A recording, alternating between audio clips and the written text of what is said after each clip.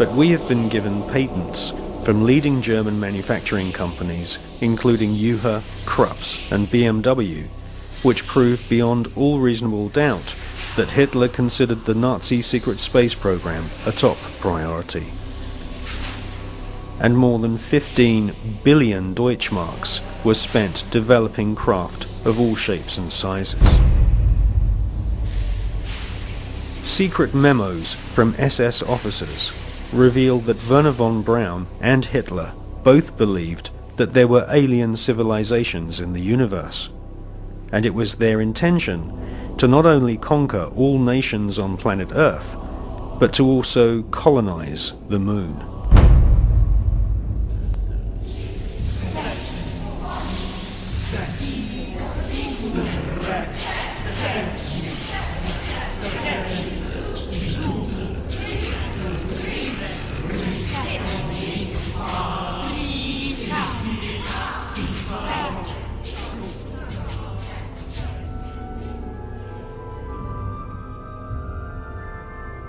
Gentlemen, the conquest of outer space is the greatest technological challenge of the age in which we live.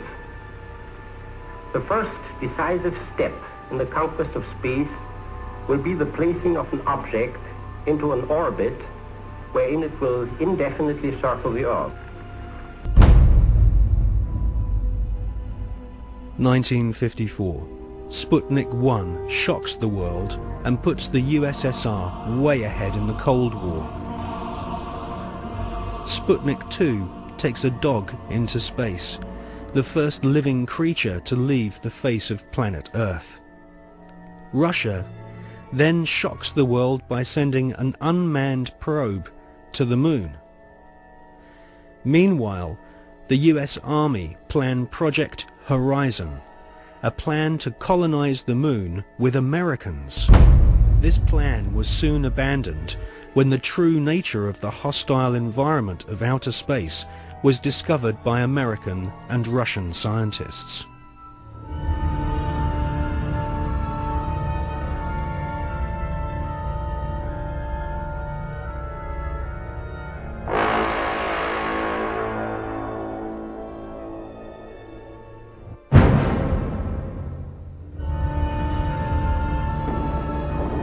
In 1958, spectacular rocket failures destroy American morale.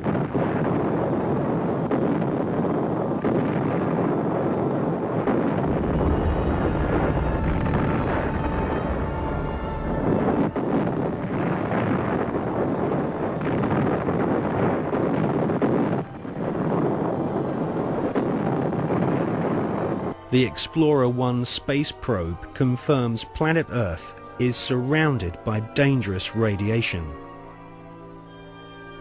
Radiation so powerful that it could cause nausea and cancer.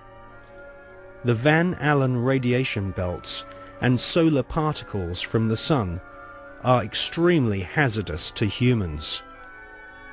Space is also full of micrometeorites which can rip through spacesuits and metal in the blink of an eye.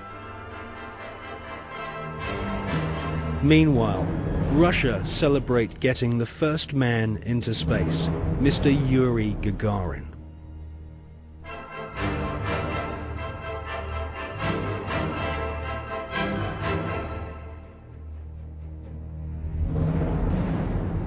Well, there was already a parallel space program, and it had been continuing from even before the time that NASA was created in 1958. October 1958, NASA were incorporated by President Eisenhower.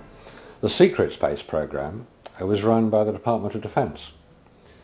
It took its original form in Project Horizon, which was established in 1959, the habitation of the colonization of the moon. The reason for that was that whoever controlled the moon controlled the Earth. If you could launch rockets from the moon onto your enemies on Earth, they couldn't possibly retaliate, therefore you had the upper hand. There was a serious attempt, certainly a serious investigation, to put man on the moon and keep him there. So the secret parallel space program continues to this day. There is a military space shuttle, and even the ones that we see from Columbia onwards are designed according to the specification of the Department of Defense. If you look at them, they will carry spy satellites into orbit. And if you want to know what a spy satellite looks like, the Hubble telescope is one.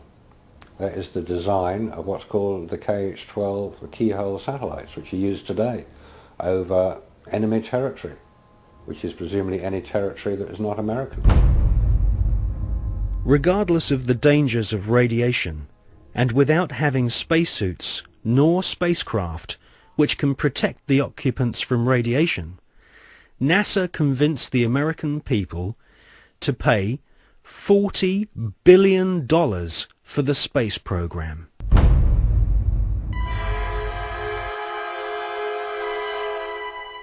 The most lethal forms of radiation, of course, are at the higher end of the spectrum. That's gamma rays and X-rays. We know what ultraviolet can do. If you stay out too long in the sun, you get sunburn and skin cancer and die, and it's all very sad. But gamma rays, and X-rays especially, are particularly lethal to humans, unprotected humans.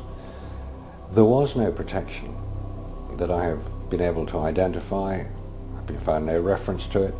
I found nothing that will tell me what level of protection is offered, so I have to assume none was.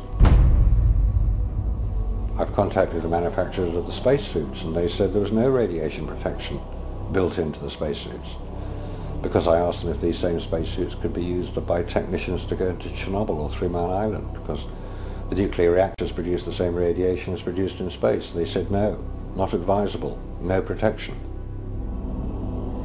Ex-Nazis were now in charge of vast amounts of tax dollars. In today's value, the Nazis at the heart of the NASA space program were given more than $600 billion. All NASA had to do was announce a new space project, and the money was handed over so that the American government could save face in the Cold War. Alan Shepard and John Glenn were blasted into space using equipment which was still in the prototype stage. John Glenn reports UFOs to Mission Control, which he describes as looking like fireflies, similar to the Foo Fighters reported by pilots during World War II.